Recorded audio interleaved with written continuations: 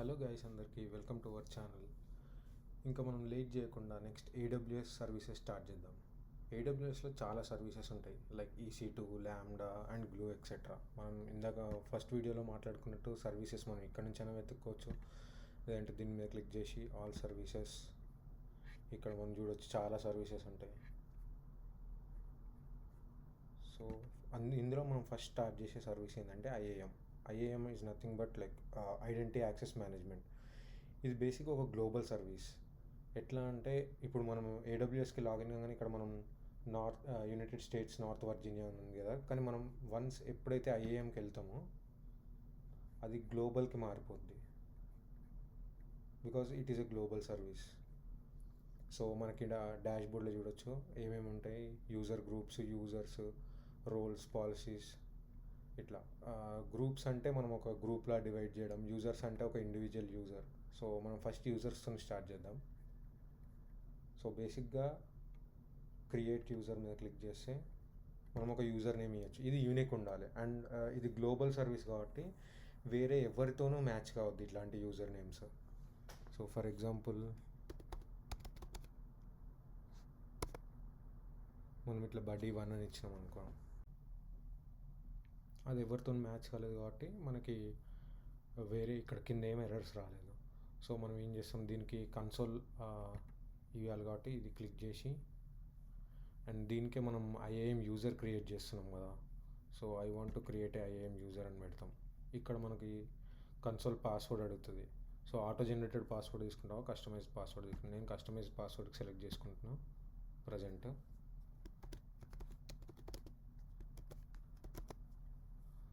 Okay, and వాళ్ళు login అయినాక మళ్ళీ కొత్త పాస్వర్డ్ క్రియేట్ చేసుకోవాలనుకో, సో మనం ఈ ఆప్షన్ సెలెక్ట్ చేస్తే వాళ్ళు లాగిన్ అవ్వగానే ఎమ్మటే వాళ్ళకి మళ్ళీ పాస్వర్డ్ క్రియేట్ చేసుకోమని ఒక ఆప్షన్ అడుగుతుంది. ఒకవేళ మనం ఇది సెలెక్ట్ చేయకపోతే అవసరం లేదు, వాళ్ళు డైరెక్ట్ ఇదే పాస్వర్డ్తో కంటిన్యూ అవుతారు. కాకపోతే ఈ పాస్వర్డ్ రూట్ యూజర్ కూడా తెలిసి ఉంటుంది. సో దానికోసం అని చెప్పి ఎప్పుడైనా యూజర్స్ క్రియేట్ చేసేటప్పుడు ఇది రికమెండ్ చేస్తాం మనం.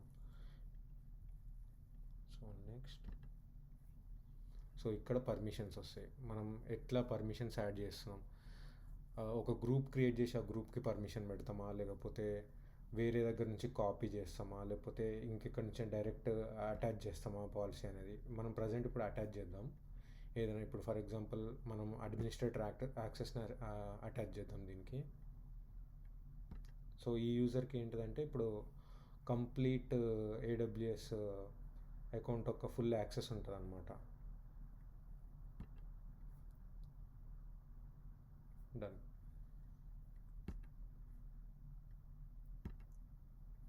సో ఒక అకౌంట్ క్రియేట్ అయిపోయింది అండ్ వీళ్ళకున్న యాక్సెస్ ఏంది, అడ్మిన్ యాక్సెస్. సో ఈ buddy1కి అడ్మిన్ యాక్సెస్ ఉంది. ఇప్పుడు మనం ఏం చేద్దామంటే వేరే ఇంకా యూజర్స్ని క్రియేట్ చేద్దాం, కాకపోతే వాళ్ళకి ఒక గ్రూప్లా పర్మిషన్స్ ఇద్దాం. సో ఫర్ ఎగ్జాంపుల్ ఇప్పుడు మనం యూజర్ గ్రూప్స్ అని ఉంది కదా, ఒక గ్రూప్ క్రియేట్ చేసుకుందాం. ఏం గ్రూప్ చేద్దామంటే డెవ్ గ్రూప్ ఒకటి క్రియేట్ చేసుకున్నాం. సో అందులో మనం యూజర్స్ని యాడ్ చేసుకోవచ్చు.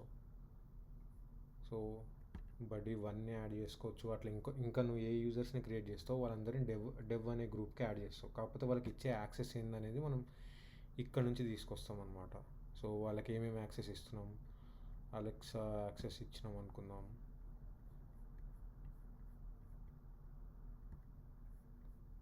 సో క్లౌడ్ వాచ్ యాక్సెస్ ఇస్తున్నాం.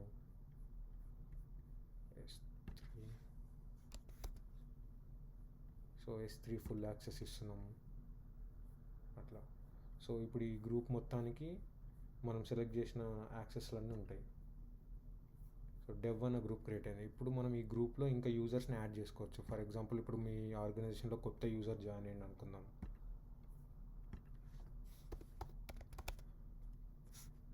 buddy2.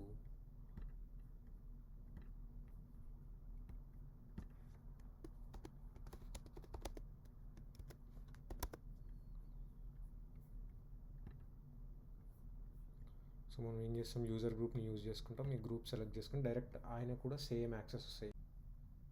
సో ఇంకా మనం నెక్స్ట్ క్లిక్ చేసి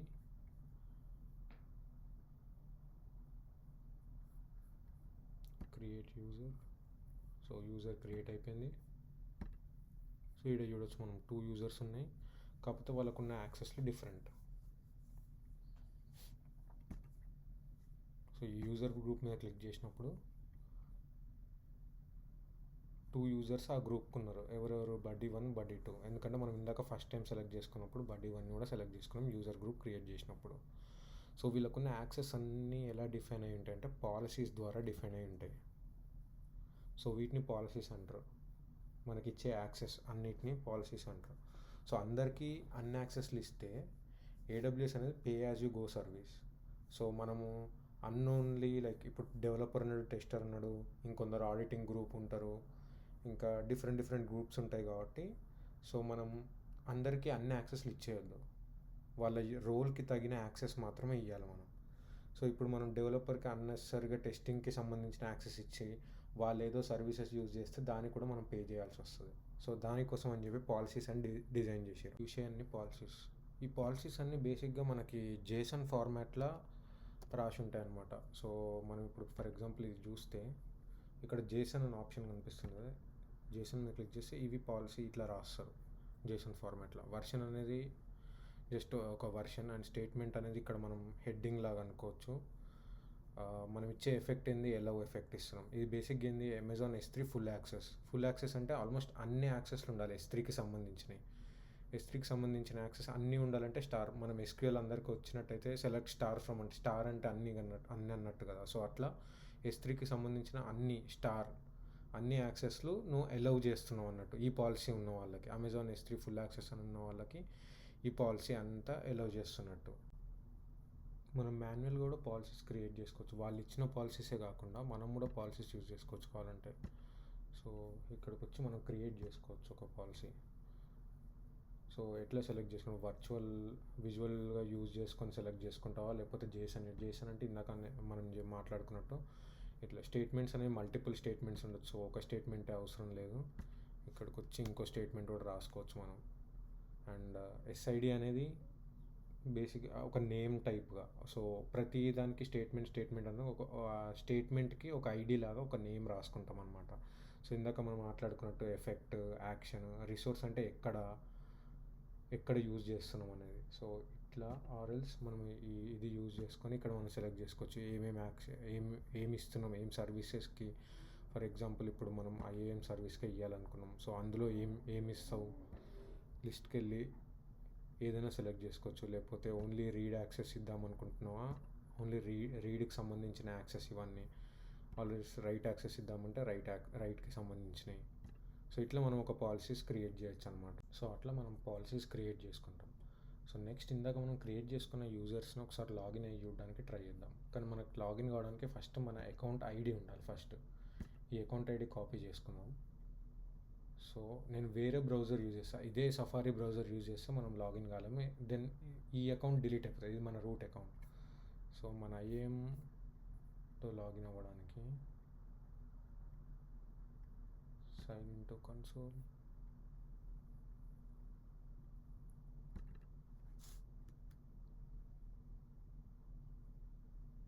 సో మన అకౌంట్ ID ఇక్కడ ఇస్తాం. యూజర్ నేమ్ వచ్చేసి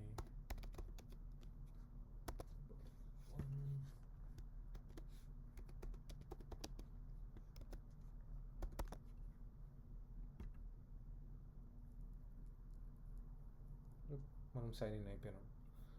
సో ఇది దేనికి రిజిస్టర్ అయిందంటే మన కోడ్ బడీ సబ్ అకౌంట్కి రిజిస్టర్ అయిన IAM యూజర్ ఇది. సో ఈయనకి మనం ఇందాక ఇచ్చిన పర్మిషన్స్ ఏంటి, ఒకటి డెవలపర్ పర్మిషన్స్ అని చెప్పి అలెక్సా పర్మిషన్స్ ఇచ్చినాం, ఇంకోటి IAM పర్మిషన్స్, అడ్మినిస్ట్రేటర్ పర్మిషన్స్ ఇచ్చినాం. సో అడ్మిన్కి యూజర్స్ క్రియేట్ చేసే పర్మిషన్ ఉంటుంది కాబట్టి IAM పర్మిషన్స్ కూడా ఆటోమేటిక్గా ఉంటాయి. సో ఇప్పుడు వీళ్ళకి యాక్సెస్ ఉన్నట్టు యూజర్స్ క్రియేట్ చేయడానికి. సో యూజర్ క్రియేట్ చేయడానికి యాక్సెస్ ఉంటుంది.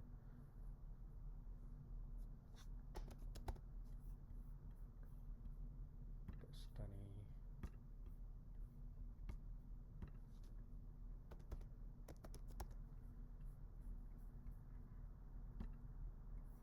ఓకే. పాస్వర్డ్ పాలసీ మనం ఫస్ట్లో మాట్లాడుకున్నది 8 క్యారెక్టర్స్ అట్లా అన్నీ ఉండాలి కాబట్టి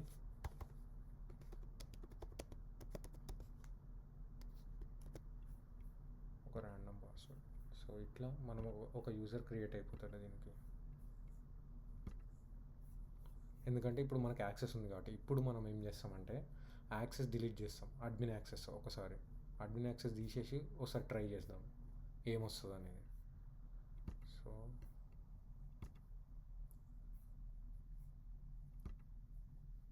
మనం అక్కడ క్రియేట్ చేసిన ఇక్కడ రిఫ్లెక్ట్ అయింది కదా. సో ఇందులోకి వెళ్ళి అడ్మిన్ యాక్సెస్ రిమూవ్ చేద్దాం. Remove policy. సో ఇక్కడ రిమూవ్ చేసినాం కదా.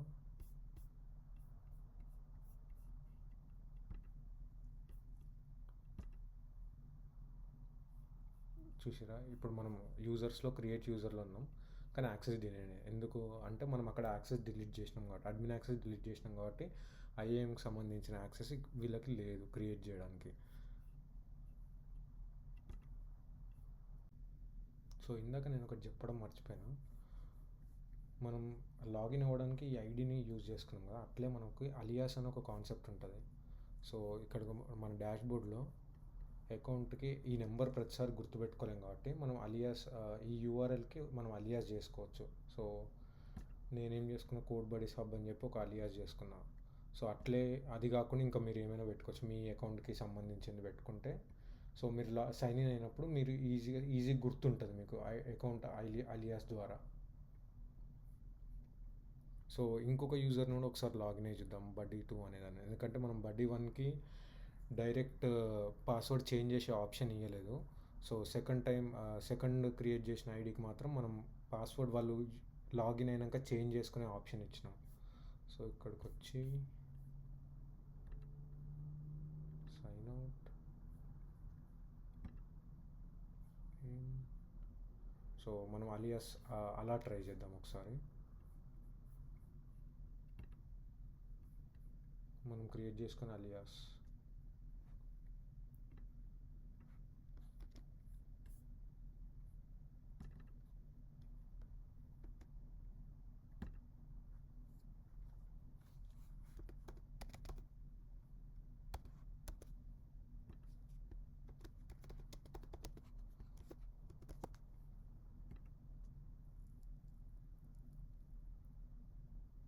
సో ఇలా మనకి రిక్వెస్ట్ వస్తుంది పాస్వర్డ్ ఎక్స్పైర్ అయిపోయింది. ఎందుకంటే వన్స్ నువ్వు లాగిన్ అయినావంటే పాస్వర్డ్ ఎక్స్పైర్ అయిపోయినట్టు. సో ఈ న్యూ యూజర్ ఏం చేస్తాడు, కొత్త పాస్వర్డ్ క్రియేట్ చేసుకుంటాడు మళ్ళీ.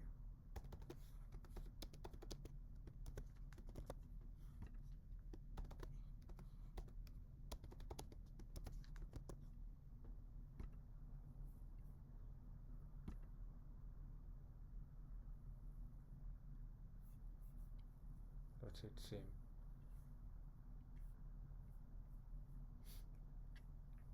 సో ఐ హోప్ అందరికీ ఈ వీడియో అర్థమైంది అనుకుంటున్నాను. నెక్స్ట్ దాంట్లో మనం ఏడబ్ల్యూఎస్ యాక్సెస్ని జస్ట్ కన్సోల్ త్రూ కాకుండా మన టెర్మినల్ యూజ్ చేయడము, లేకపోతే సాఫ్ట్వేర్ డెవలప్మెంట్ కిట్ ద్వారా యూజ్ చేయడం ఎట్లా అనేది నెక్స్ట్ వీడియోలో చూద్దాం. Please like, share and subscribe to code buddies hub.